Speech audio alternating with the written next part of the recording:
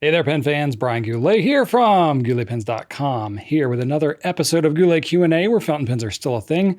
This is episode number 320, and it is the beginning of August here. It's hard to believe. Kids will be going back to school soon. It's kind of crazy. Let's see. Today, we're going to be talking about silicone greases, different types, oblique nib grinds, saturated and flat or non-shading ink choices, Visconti Mirage versus the Mirage Mythos. What's the difference? BENU replacement nibs, and if you can get those. If pigmented inks are okay to use in really, really fine Japanese nibs. And I'm going to be spotlighting the Edison Premiere Light. So it should be a fun time. I got some new products to talk about. I was off last week, so I got some catching up to do. Let's go. All right, starting off with some feedback. This is from Teresa Harris, Travel by Books. Says, according to my Google search, people from Wyoming are called Wyomingites. Interesting. I never considered this before. Well, there you go. If it's on the internet, it must be true. I could have easily Googled that myself, but that was last week. I was wondering. I posed that question. It's pretty simple. Okay, GVO861 says, okay, here's my fun fact. Did you know that more left-handed people use fountain pens than right-handed? Don't know why, but there it is. I'm willing to bet that that is in terms of maybe percentage, like a ratio of people, not in pure numbers, because what is it, roughly, 90% of the population is right-handed, 10% is left-handed, somewhere. I might be a couple percentages off on that, but I'm very certain in absolute numbers there are more right-handed people that use fountain pens than left-handed, but it could be proportionally maybe more lefties use fountain pens. I don't know where you got that fact. I've never heard that, but it is interesting. So again, if it's on the internet, it must be true. Miwabu says, can you try out microglaze on a future episode? Very curious how well it works. No promises, but maybe. Tell you what, if I try microglaze, I will show you in Q&A. I don't know that I will get to it, honestly, but if the curiosity gets the better part of me and I happen to remember it at a place where I find microglaze, I will buy it and try it. But I don't want to be committed to that. All right. And then Roy Phoenix says, ROI Phoenix, sorry. What's going on with Pelican pens coming to the US? I was hoping to get the M815 for Father's Day, but now it's not expected until August. Well, it's August and here we are still. I don't know. Delays, I guess. I mean, things are kind of crazy with tariffs and the economy and global things and shipping and all that stuff. So I don't have any specific insights to that. I know Pelican has been disrupted more than most brands as far as their international stuff in the last couple of months. So we're still waiting for it. I don't know. Maybe you'll get it in time for Christmas. 2026. I'm just kidding. All right. I got some new stuff to talk about. I got a bunch of it, actually. I'm not even going to cover it all this week. I got to save some for next week, but it's some cool stuff. Let's get into it. All right. Platinum has a very cool new limited edition 3776 Century called Kinu Gumo.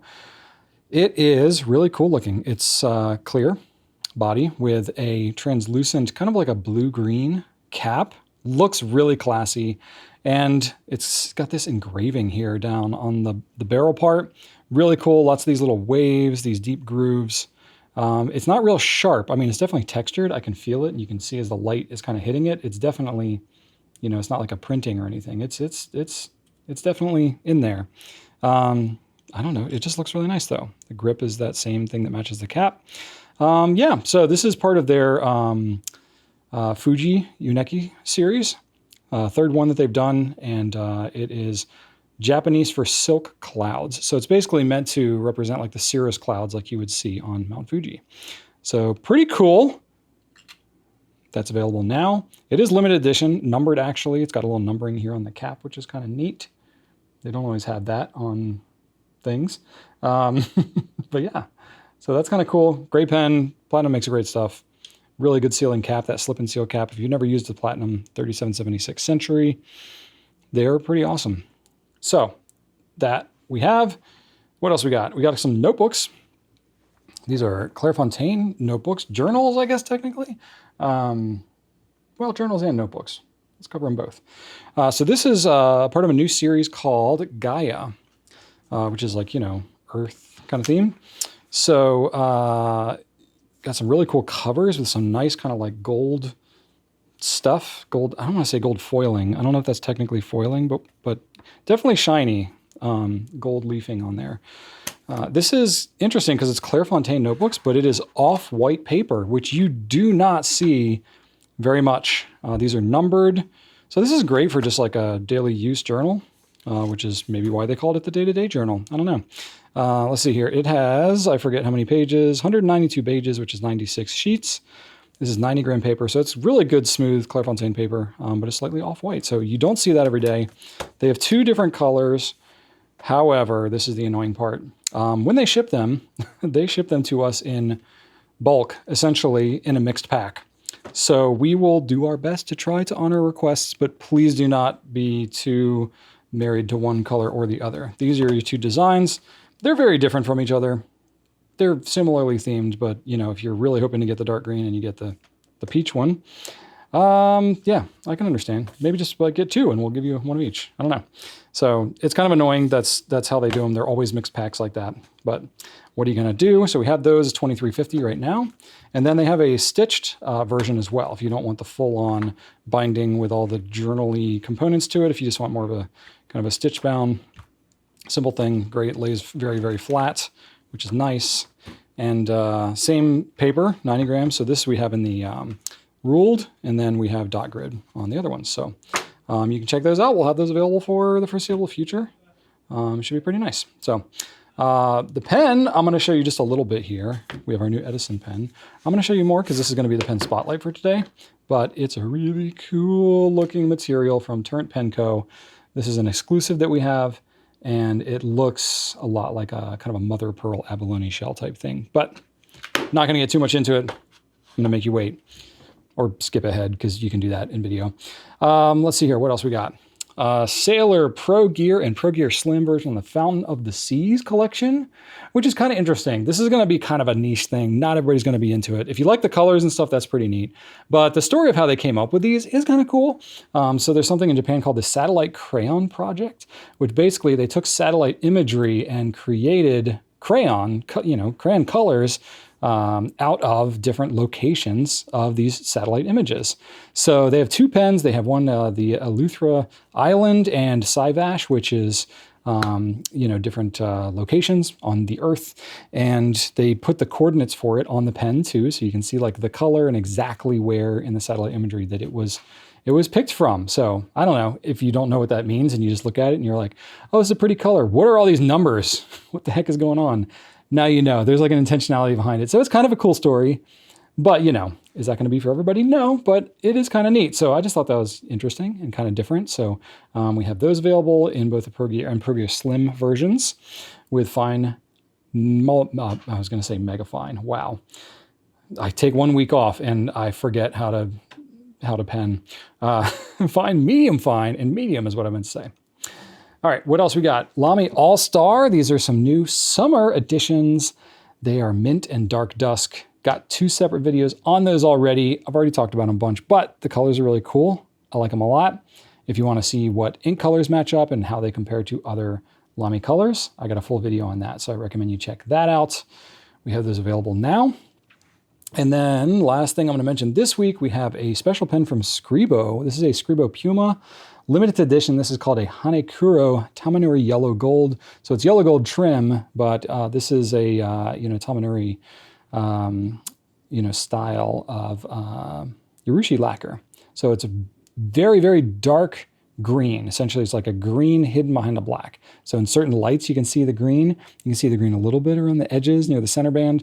But yeah, it's a really cool technique. It's a really cool, if you like Urushi lacquer and you want it to be not just plain black, but you don't want it to be very gaudy, then this is really nice for you. And typically these pens are usually pretty expensive. I mean, obviously the Scribos are less expensive than this normally, but usually to get Urushi pens like this, you're paying a lot more actually. So they did these in limited numbers, only 50 pieces worldwide. So probably won't be around all that long. I don't think we have a ton of them. But it's kind of neat. So you should at least check it out. Look at the pictures and stuff. It's kind of cool. It's just over $1,000 to get one of those. All right, that's it for new stuff. Let's do a couple company updates and then we'll get into the questions. All right, so first things first, I spent a good amount of time on this TWSBI Eco disassembly video. I had struggled with actually what to call this video because it's not just disassembly, it's reassembly, it's cleaning and maintenance and all kinds of stuff. So basically any TWSBI Eco, assembly troubleshooting type stuff. I tried to cover pretty much all of it, including using silicone grease and all that kind of stuff. So yeah, I'm really proud of this one. I think it's going to be really helpful. This was something came out of our customer care team. We had, some videos covering this stuff before, but it wasn't like as comprehensive, wasn't as pointed as this one. So I'm really hoping this can be a helpful resource. If you have a pen that's, a 580 or, a TWSBI Mini or something like that, even the mechanism is going to work very similarly. So I think it'll be helpful even beyond just the regular Eco. But this one was focused on the Eco. So we got that one. You should go check that out if you are in need of learning about that. Also have a video that we were looking to get out this week on BENU. This is showing some of the BENU Euphoria exclusives that we've done. As of right now, I haven't reviewed it yet to get it done and edited and all that. So you may see this on Friday. You may not. I'm not sure. Hopefully you'll have seen it already. And then last but not least, not this Friday, but next Friday, we're going to be doing another Goulet Pens Mental Health Half Day. This is where we give our team half a day off. We all coordinate it together, take the time off for basically mental health recovery kind of reasons. It's something we started during COVID and we've just kind of kept it up because we still have mental health needs. And we all benefit from it. So thanks for that. But anyway, that's all we got. Let's get into the questions. All right, question number 1 is from Michelle Canfield, 8013. Says, I bought silicone grease from you once, then again fairly recently from a different fountain pen retailer. The two products are very different. The one you sold is a very thick gel, and the other is liquidy and comes in a tiny bottle. Are there different types for different purposes, or is one or the other of the two products perhaps defective? Well, I can say definitively that ours is not defective because we check for that kind of stuff. I don't know the other stuff where you got it or what it is, but it's probably not defective, I would assume. I think you're probably just dealing with two different viscosities of silicone grease. It's definitely something that there's a lot of different commercial and industrial uses for these types of things. The stuff that we use, I know, is like food grade stuff. So if you're lubricating like automated machinery for food handling purposes, this is the kind of grease that you would use for that sort of application. There's probably other greases for other types of applications. It's a big world out there.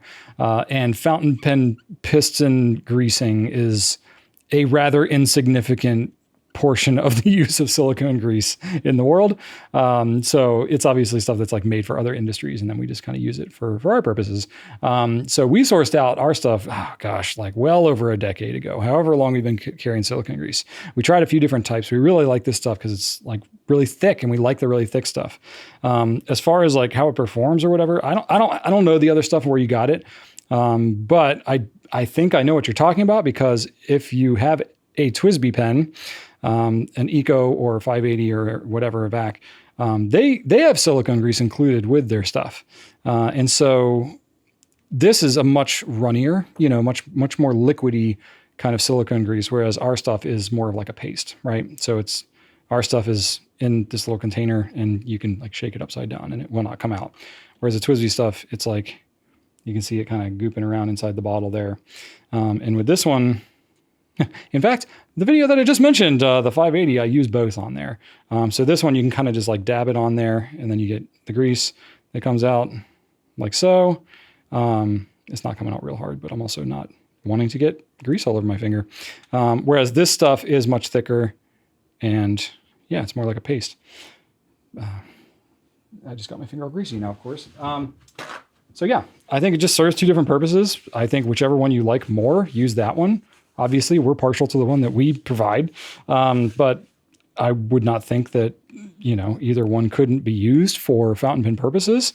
The thing that I like about the thicker stuff is it's especially good for if you're trying to eyedropper convert a pen. That's why part of why we wanted the thicker stuff. It wasn't just to lubricate pistons and whatnot, but for eyedropper conversions, when you're putting grease on threads, the thicker stuff does a better job of actually sealing that, whereas the thinner stuff won't really do a good job of staying in place, you know, on the threading portion of things. So that's why we have this thicker version. But if you're just using it to maintain like the parts of a pen or maybe keep your threads from squeaking or something like that, I think the thinner stuff would be just fine. So that's all. That's all. I mean, without knowing more specifically which grease you're talking about or your situation, that's kind of what I think would be your situation there. So hopefully that was helpful for you. Next one we got. Okay, so Fan Eero has a question about oblique nibs. I understand the oblique left foot nib is the most commonly sold. It's slanted downside up when you look at your nib while writing with your pen. Downside up. I don't know exactly how you're describing that, but I do have a pen here so I can show everybody. I believe we're talking about the same thing though. An oblique right foot is the opposite. Is that correct? Oddly enough, I found out that some online retailers who sell nibs only could not make it clear for me. I couldn't possibly buy the nib I wanted. Well, I'm sorry about that. We don't really carry oblique nibs. It's not a common thing that's available. So, you know, I would like to hope that whoever is selling those things could explain what the differences are. But I will show you. I have a Lamy 2000 here. We had special ordered. I don't know how available these are on a regular basis. We had special ordered some years ago. I'm talking years ago, pre-COVID. And we carried them for a little bit. Basically, no one bought them. And so we never placed a reorder. And yeah, I don't even know if we could get them anymore now with the Lamy ownership change and all that kind of stuff. But anyway, so I'm going to see if I can zoom in a little bit and show you kind of what's going on. This one I have here, this is a left foot oblique. So basically, if you look at it, rather than having just kind of a round nib like that, and then I'm going to try and give you an example of what I'm talking about here with a drawing. So if you have your nib, right, your typical nib, yep. Oh, my nib's a little dry. Oh, this is a terrible drawing. Anyway, typically you would have like a ball, right? And there's your slit. And so you write with it and it gets you a consistent line, you know, because you're just writing on a ball. But the obliques, I'm sorry, I'm really freewheeling it here. It's going to be rounded, but then it's going to have essentially kind of like a cut like that. All right, so there you go. So it's essentially a normal nib that's just kind of ground a little bit so that it's slanted at an angle like that. And this is the left foot, right? That's your left foot oblique. This is regular, good old rego. And then I really didn't plan this out space-wise, but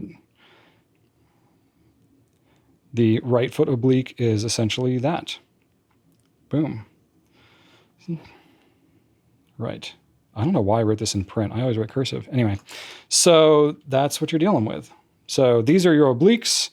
The reason it's called left is because basically like the left part is like the one that's down. So you're like grinding away part of the left part and the right is the opposite. What's confusing about that is the left foot oblique is the one that is most common because it is made for people who are right-handed.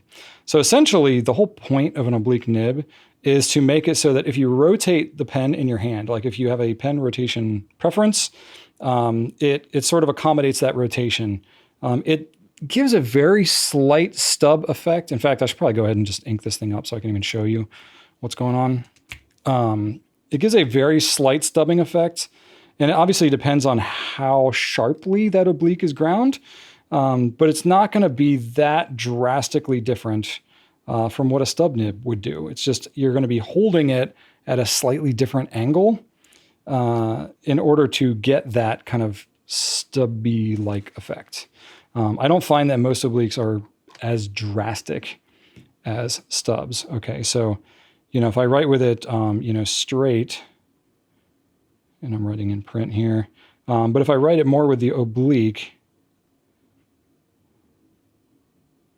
so I've like rotated it in my hand a bit, you can't really tell that much, you know, so if I want to go in cursive, and what I'll do is I'll pull out another nib. This is the signature nib, so this one is a little bit stubby as well. Let me see what I've got here. I've got, let me see if I can just get like a straight up broad nib something or other. What have I got? What have I got handy? I could have planned this out, but I didn't. Let's see here. Oh, here we go. Is this something? Well, this is a fine, but okay, you get the idea. You know, this is just a fine nib, you know, regular cut. This is a TWSBI VAC 700R.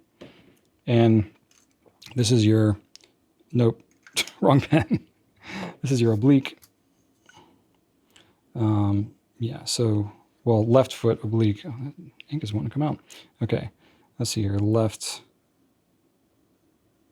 foot Oblique.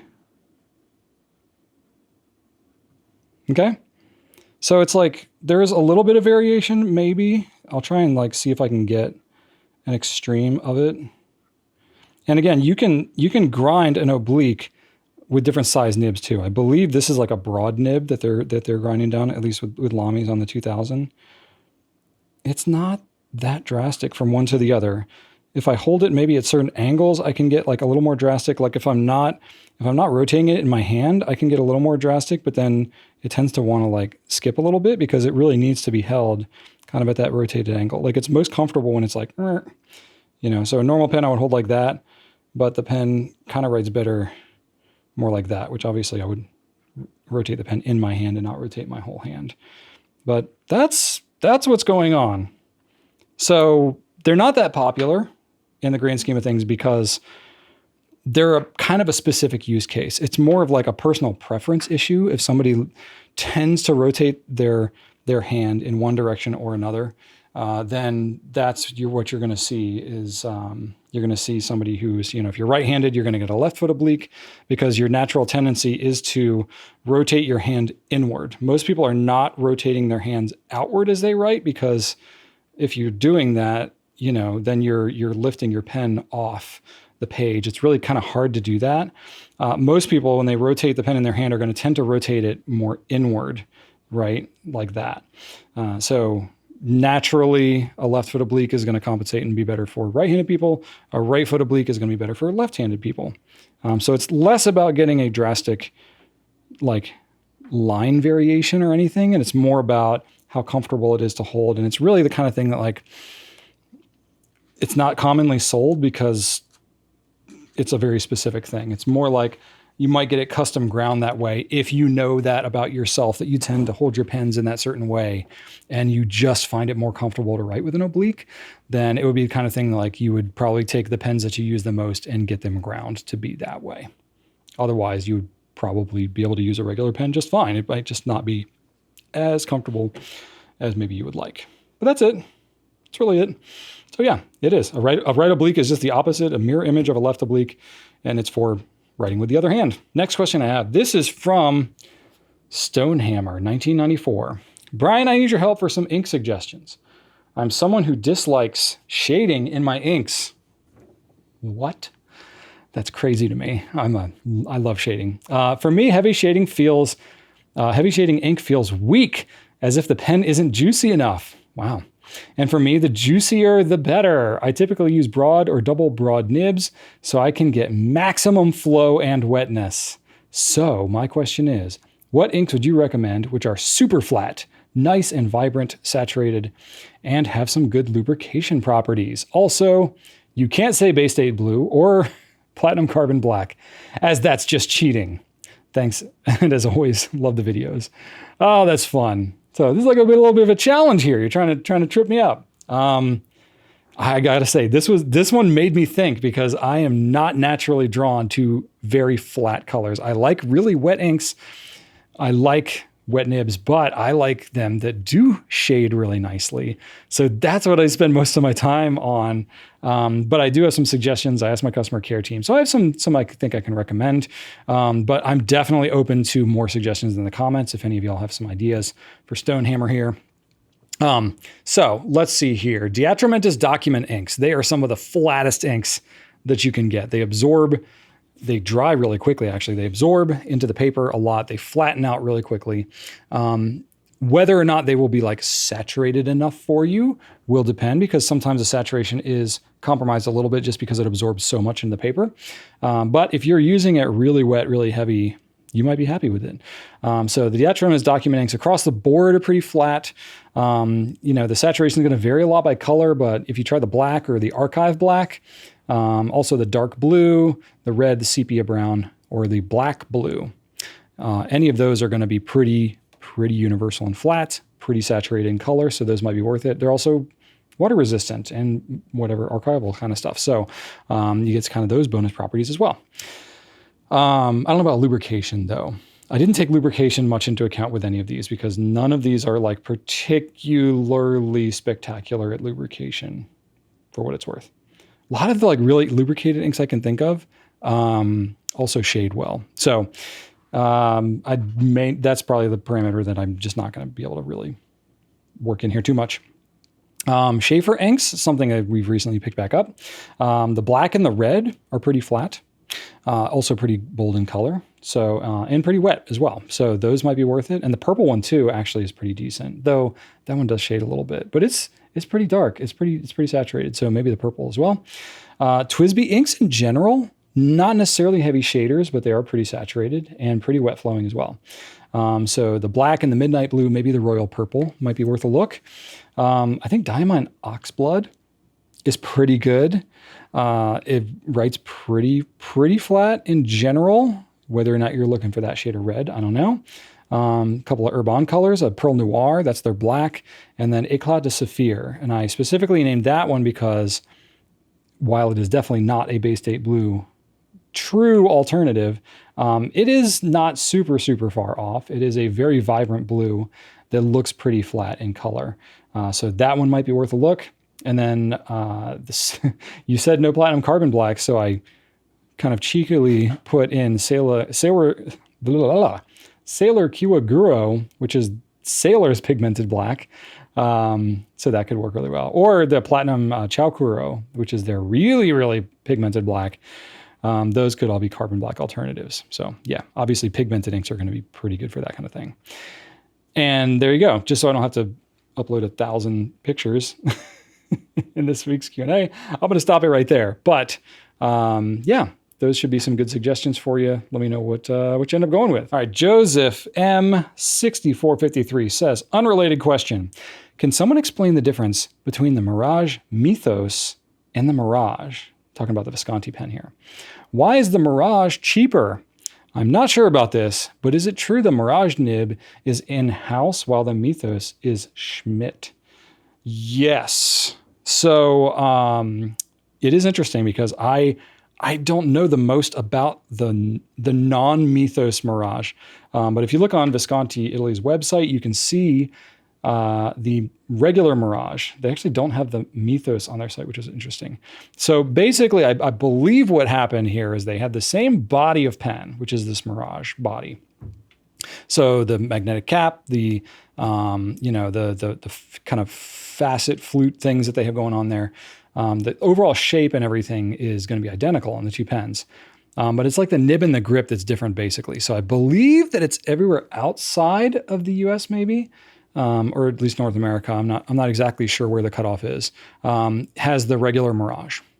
So the grip is going to be resin instead of metal, and it's going to have Visconti's in-house nib, their in-house steel nib. Whereas the Mirage Mythos is what's available for us here. We're a U.S. retailer, so that's what we have access to. I don't know if there's anywhere in the world that has both.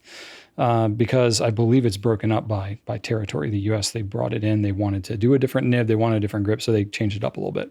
Visconti makes them both, but it's just, they change it up. This is sometimes what companies do. So I don't think it's a huge difference. If there is a difference in price, it's probably because a bunch of different factors. For one, you're probably not looking at where it's coming from in the same territories. So you're going to have different tariff rates and taxes and shipping and all these different things. So that's why the prices are not going to be very standardized. Because again, well, I could be wrong, but I couldn't find any retailer that had both versions of the pen. It was either one or the other, and it lined up with US versus non-US. And then you have the nib, which is the Schmidt-made nib. and the grip is going to be metal, which is a little more expensive to do than resin. So, does that matter to you? I don't really know, but it's probably going to be based more on like, where are you? And there are different colors too. So like there's different themes. The Mirage, regular one is, not based on the same theme as the Mythos. The Mythos is based on, mythology, mythological, beings, creatures, people, whatever you want to call them. And so the theming is a little different. The colors are different, but then you have those slight differences on the way that it's made. So that's all. That's the difference. It's not like a big conspiracy or anything like that. It's just I think the US wanted to do it slightly different, so they did. Next question I have is from MH7256. Does BENU make replacement nibs? If not, is there a replacement nib that I could buy that would fit my BENU DailyMate? Yes. So the answer is both yes and no. BENU themselves, they don't make their nibs. They get them from Schmidt. So Schmidt makes the nibs, but they fit BENU's. So it was a little bit confusing, and I was like, maybe we should look at how we have this organized on our site, because I realized it is a little bit confusing. So we do have the Schmidt number 6 steel nib unit, which is what you would need for your DailyMate. But it is called Schmidt. It is not called BENU, and we don't even have it in the navigation of the BENU products on our site because it's like a Schmidt product. It's like under accessories and replacement nibs. But if you're flipping through replacement nibs, it says Schmidt, you wouldn't even know unless you click into the product page that it's for BENU pens. So we could do a better job of making that clearer. So you basically have to know exactly what you're looking for to be able to find the thing.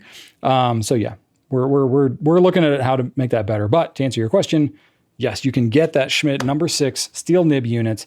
It will just unscrew and screw right into your DailyMate, and you will be good to go. Now, you're like maybe asking yourself, well, you have Goulet number 6 nibs. What about Edison? What about these other brands? Well, it's a little, the long and short of it is, yes, it's a number 6 nib, but the number 6 nibs between Bach and Jovo and Schmidt, even though they're all German companies, they're just ever so slightly different that they're not like universally swappable between each other. It's super annoying and very confusing out there for you all and for us here who play with the nibs all the time. So we find that it's definitely best to stick with whatever the brand of nib is that the pen is made with, if you can, between those three especially. There's going to be some compromise, whether it's like, the thickness of the metal or the curvature or something. Like it may be really hard to force in there. It may fit a little bit loose. You can probably make it happen if you're pulling out the metal nib and you're just swapping between it. It'll probably work well enough for you. But yeah, that's what you're dealing with. Yeah. And then, if you look at the whole housing, like these Schmidt housings, the thread pattern is going to be different between Bach and Jovo and Schmidt. So it's like the housing right there, you have to stick with it basically. Whatever the grip of the pen has the threading, you have to use that housing. But the metal nibs, if you yank them out, you can sort of swap those around a little bit better, but you're really kind of hacking your way through that one. So yeah, but anyway, easiest thing for you, get the Schmidt one and you're good to go. All right, last question I have for this week is from Ivan Upton. I like my fountain pens to have extra fine Japanese fine nibs, and I am slowly trying to find a way to see if I like even finer or specialty fine Japanese nibs, like the UEF from Platinum Ultra Extra Fine, the Pilot PO postable nib, or Sailor's Extra Fine. But my question is about pigmented inks, which I am led to believe are what are also called waterproof inks. So how fine of a nib is too fine for pigmented inks? Good question. First off, if you like finer nibs and you want the finest thing possible, you're headed exactly down the right path. I'm not going to say Sailor's Extra Fine is going to be meaningfully finer than you would get with Pilot or Platinum. The Platinum Ultra Extra Fine, though, is going to be very fine. And the Sailor Postable is going to be Pilot Postable, that PO nib is going to be very, very fine as well. It's going to write you're going to get a lot of feedback with these nibs because it's so fine. But if there's anybody who knows how to make them, it's these brands. Sailor, Pilot, and Platinum, all three of them make fantastic nibs and are especially good with the fine nibs. This is what Japan's known for.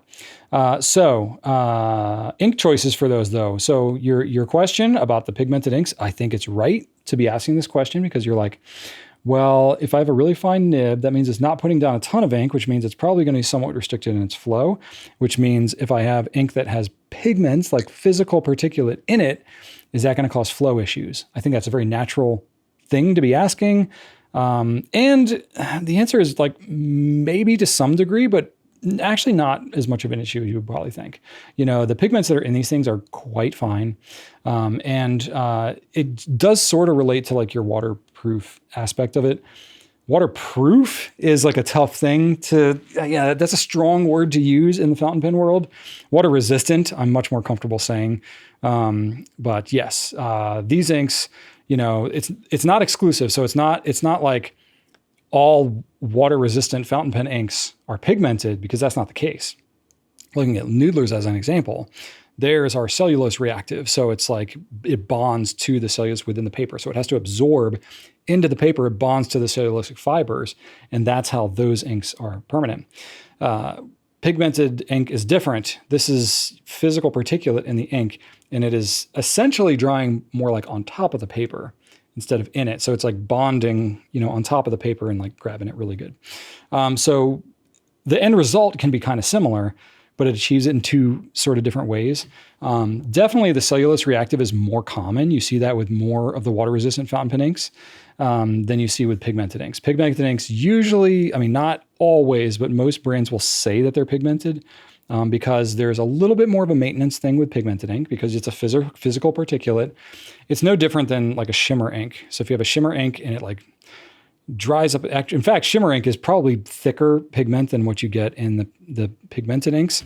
So you're more likely to see some like clogging issues and things like that over time than you would even with the pigmented ink. The pigmented ink, you really only have a maintenance issue if you let them dry out in the pen. Then they're a little harder to clean out. You might have to, do some flush and, some mechanical scrubbing if you can with like a toothbrush or something. But it's not going to necessarily be a problem in particular with a finer nib. It's going to be more about how it flows through the feed. And there may be some slight differences in the feed on really fine nibs as opposed to really broad ones. But in general, it's going to work pretty similar. So I don't think that you need to be like super concerned about that. In fact, Platinum, has their, their carbon desk pen. So that's an extra fine nib, steel nib, but it's an extra fine nib, and it comes with a cartridge of the Platinum Carbon Black. So there you go. They're like packaging it together. So I think that was a problem. That would be a thing. In fact, I think it's actually the opposite. I think, I'm not going to say it like performs better, but like in terms of having a really dark line that shows really well with a really fine nib, the pigmented ink is going to be some of the best that you can use. So yeah, it's actually a pretty good matchup. I would just maybe try to stay on top of the maintenance. If you're not going to be using the pen very much, flush that ink out, clean it, stuff like that. Or just try to use it on a fairly regular basis. But Sailor Platinum and Pilot, all of them really have pretty good sealing caps, Platinum in particular. So you'd be okay for a while, honestly. I was thinking, we used to have a filter on our site for pigmented inks, but there were so few of them, we removed the filter because it was just kind of cluttering things up. We're debating about whether we should put that back because the Diamine Forever inks now are pigmented, and that kind of changes the game a little bit. But I thought I would at least give you some recommendations of what are all the pigmented inks that we have in case you wanted to use it for your extra fines. So because we don't have like one specific filter. So we have Platinum Carbon Black, the Platinum Pigment Blue, which is the same, the blue version of the Carbon Black. And then the Platinum Chaukuro Black, which is even darker, slightly higher maintenance even. That stuff is crazy dark. And it's also more expensive, but that does really well too. Sailor Kuwaguro Pigmented Black, very similar to Platinum Carbon Black. It's just Sailor's version. Sailor Seiboku Pigmented Blue Black, and then Sailor Suboku Deep Blue, which the deep blue is actually darker than the blue black. Don't be confused.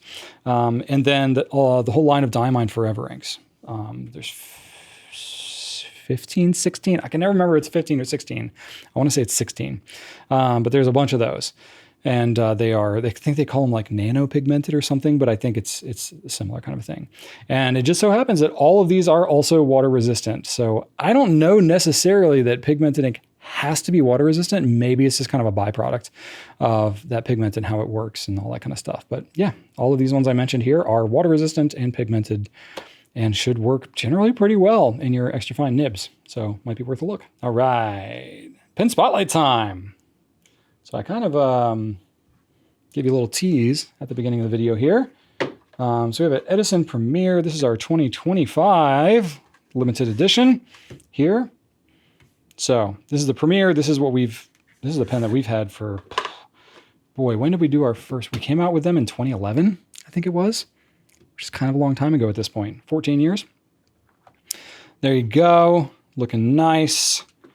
It's a really cool material from Turnt Pen Co. We were going for something that was kind of like abalone looking, and we got that. The colors that are in here, pretty rad. I'm gonna see if I can get you a little closer up.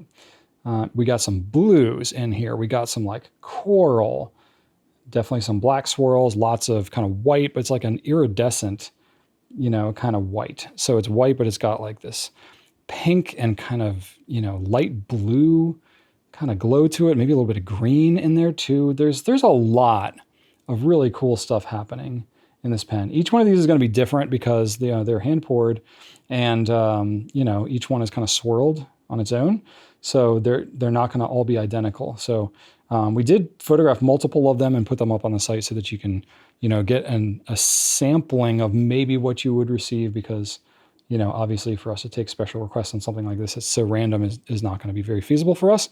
But you can at least get an idea of what are the patterns that you kind of could receive. But, this one I chose, kind of a middle of the road one. This is my personal one to sort of represent what it can look like. Yeah, so if you're not familiar with what the Premiere pen is, it's a pen that we've had for a long time. It's a really comfortable kind of all-around size.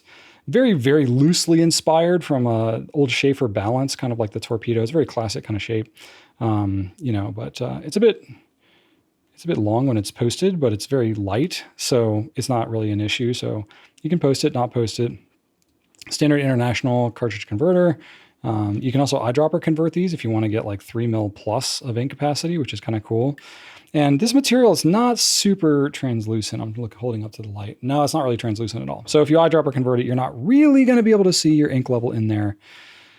But that's fine. If you eyedropper convert it, you basically are never going to have to check your ink anyway because it holds so much. Number 6 size nib.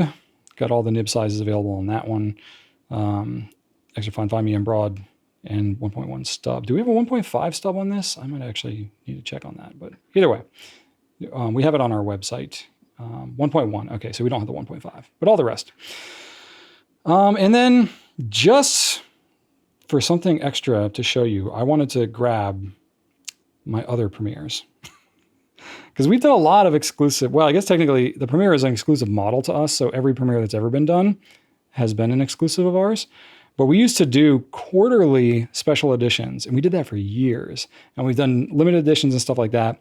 I haven't pulled all those out and looked at them in a really long time, so I'm not going to go through each one of them, but I kind of wanted to flex a little bit and just show you them because I thought it'd be kind of fun and interesting. So let me go grab those, and it's going to be pretty cool.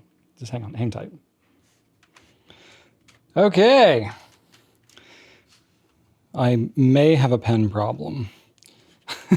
I think this is all of them. Some of these are like samples that we didn't actually end up making into final versions, I think. There's some of those I may have taken out of here. No, these are mostly ones that we've offered at some point.